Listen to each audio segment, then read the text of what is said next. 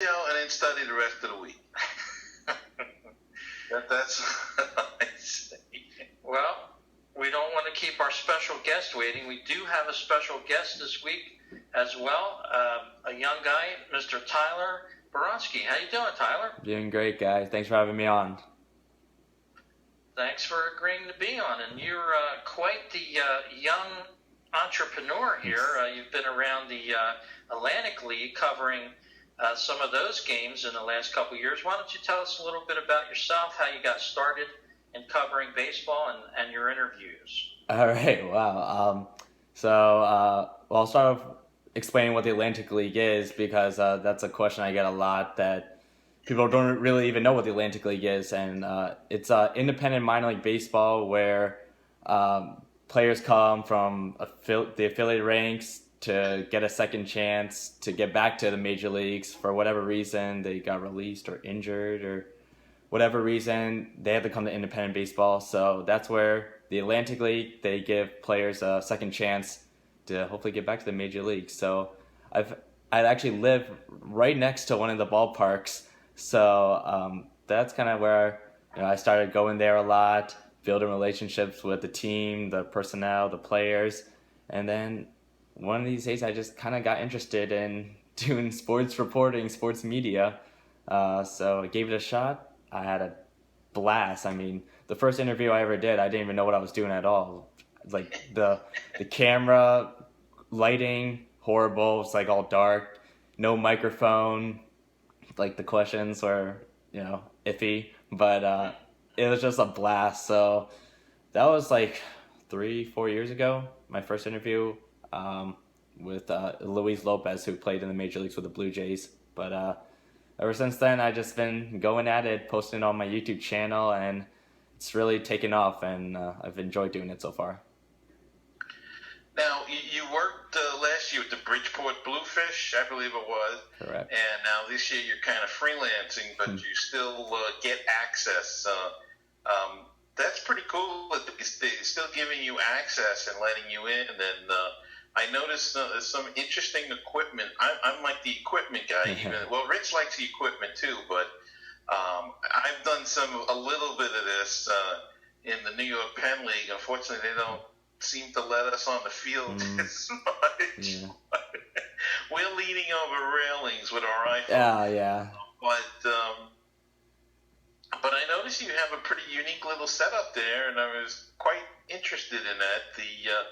The little tripod with the iPad or the iPad Mini, I'm not sure which you were using, and a microphone and plugs in. Tell us a little bit about that. Yeah. I just have the tripod going with the iPad and the microphone. That's really it. I don't got the fancy camera equipment yet. Maybe one day get that stuff. But for now, I just use what I got, and it's not that bad, the iPad quality. So it's good.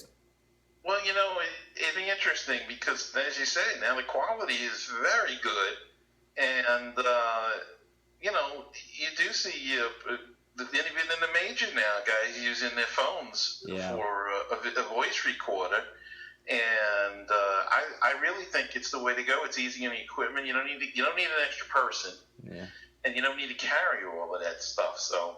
I think it's pretty fascinating. And so now, is this something, the sports reporting, is this something you're going to pursue further? Are you going to study this in school and go to the next level? Or are you going to try to intern with other teams? Or what's your plan going forward? Yeah, absolutely. So I'm a senior in high school right now, so I have another year till I head to college, which I'll major in sports media of some sort, wherever that may be.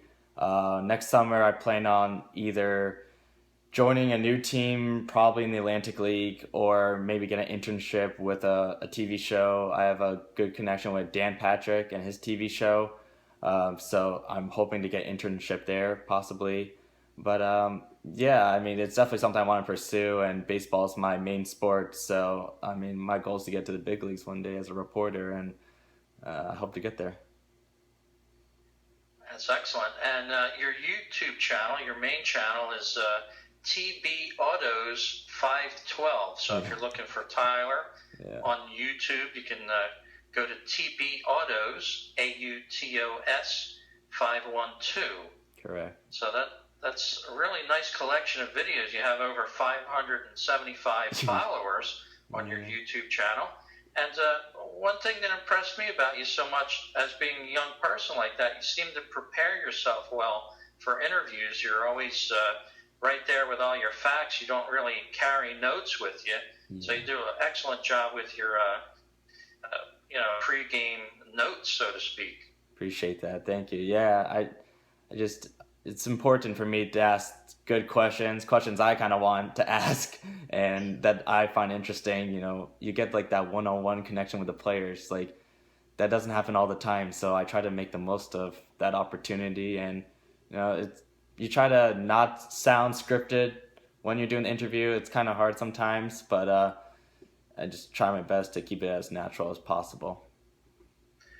Now, who was the best interview that you got so far? Who was the one that you enjoyed doing the most? Okay, so a lot of times when fans message me, they always like the biggest name players I've ever interviewed, but and I actually personally I like doing the big name guys, but I like doing some of the guys no one's ever heard of before, because I'm usually like one of their first interviews. Their parents, friends, cousins, everyone shares the interview online. So, like, it doesn't matter, you know, you play at the biggest level in the big leagues or just like independent ball. Like, each player has their own story in professional baseball, how they got there, what adversity, challenges they went through. So, I enjoy talking to all of them. I guess if I had to choose one, wow. I interviewed J.C. Romero last year. He was 2008 World Series champion with the Phillies, and he gave me like an awesome interview. Like, we went through his whole career, and he's really a outgoing, personable guy. A lot to say. It was supposed to be like a 4-minute interview. It turned into like a 10-minute interview. So that happens. Yeah, it does happen. So, but it was really fun to do. JC's a great guy, and that's one that I just really enjoyed doing. Even if he's not the biggest name guy, it was still pretty fun. Very cool. So going forward to next season, you said you had some plans. You might want to go with a new team with the Atlantic League, or maybe jump over and get somewhere else. Where does one start to get into minor league baseball? I know because Gary's been interviewing in the New Year Hen League for a while and jumping on board with that. Where would one start in the process of becoming like a sports reporter like you've done? Email away. Email to any team. Try to get as many connections as for media passes, whatever you gotta do. Just the worst people can say is no. Rejections happen all the time. I've been rejected a lot from teams or whatever that I want to go interview. I can't go, whatever. But just try to make your own connections, self-promote yourself, I guess, in a way. And, you know, maybe you get there, so. Very good words of advice. And who knows, maybe we'll be able to get some credentials for you from the Baseball Talk radio show. You never know down the line. For sure. What something could turn into. You never know. Yeah. That's for sure. Definitely. And it is funny that you say you have to make those connections, and you've probably made a lot of connections now, interviewing all these players and talking to a lot of these media guys on the different clubs. But there's still our walls put up there. I know I can get it from a lot of other teams, but my own team, the Cyclones, that I do my independent show on, they won't even give it to me. So, but that's their way of thinking, and I just go when they're on the road and do what I have to do. It's very funny how different cities react to all of this. Absolutely. Yeah, definitely. I've had my share of you don't get the credentials. I actually tried the Mets at Citi Field because I knew one of the players. I wanted to interview him. Couldn't get it. I tried for like so many days to get it. It just didn't work out. But that's what happens sometimes. So hopefully down the line, maybe get your name out there a little more in the sports world, and it can happen. Now, how far are you from Norwich, Connecticut? I'm far, like, I want to say an hour and a half. I've never been there before, Norwich. That's the Connecticut Tigers in the Penn League are there. they're always hiring, it seems. So yeah. So I don't know. I'm looking at the teams in the Hartford area, either the Yard Goats if they open up their stadium next year, or which is affiliated, but or New Britain Bees. They're also in the Atlantic League. what is the current status? We did a story on the Hartford Yard Goats a couple of weeks ago with that mess with the stadium. They stopped the building of it because of the construction company, and now the state is getting involved, and the insurance company, and the owner wants to move, and it's just a mess. Yeah, it's a mess. I've driven by that stadium a lot because the airport's on the way, so you go past the stadium. The stadium itself kind of looks completed, so I don't know what the other issues are, but I'm hoping next year they open it because I liked having a AA baseball nearby to see the prospects, but I didn't get that chance this year. But yeah, I'm hoping next year they open up that stadium. Now, on your YouTube channel, and Rich, I'm sorry if I'm cutting you off, you also do not articles, but videos about autograph getting, I guess is the best way to put it. No, that's good. Do you use the fact that you have access? Do you use that to help get you with the autograph, or do you do it while you're getting an interview? Well, that's a good question. Kinda, not really.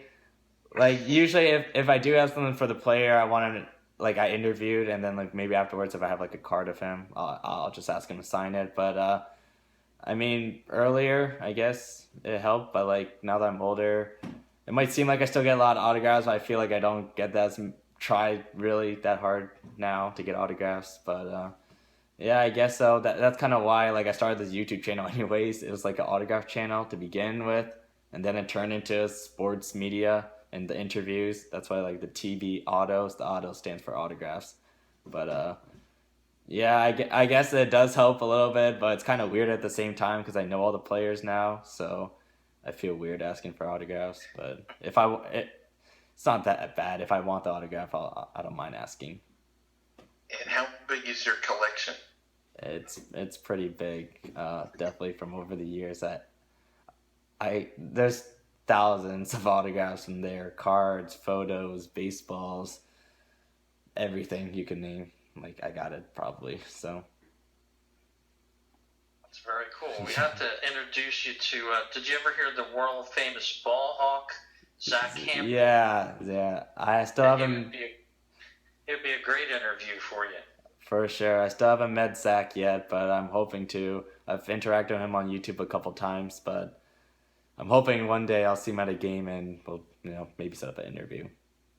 Yeah, that would be awesome. Yeah. Well, thanks very much for joining us. I think we're going to be hearing a lot more from you in the future.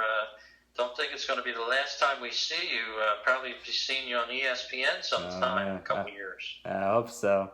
Thanks so much, guys, for having me on. I really appreciate it.